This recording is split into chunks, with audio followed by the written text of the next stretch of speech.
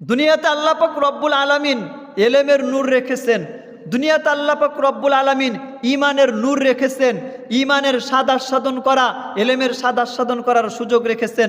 হাসরের ময়দানে ওখানে গিয়ে আফসোস করলে কাজ হবে না, কিন্তু যারা কপট শ্রেণীর, যারা মুনাফেক পুরুষ এবং মুনাফেক নারী, তারা হাসরের ময়দানে ওখানে গিয়ে ঈমানদারের থেকে নূর গ্রহণ করতে চাবে, কিন্তু ওখানে চাইলেও কাজ হবে না।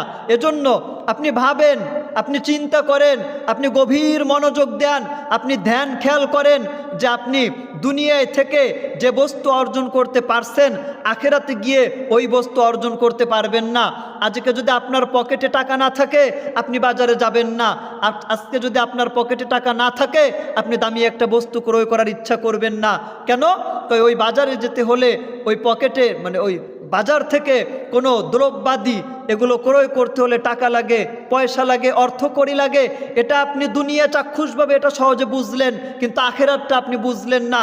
দুনিয়ার এক পৃষ্ঠা, আখেরাতের আর এক পৃষ্ঠা।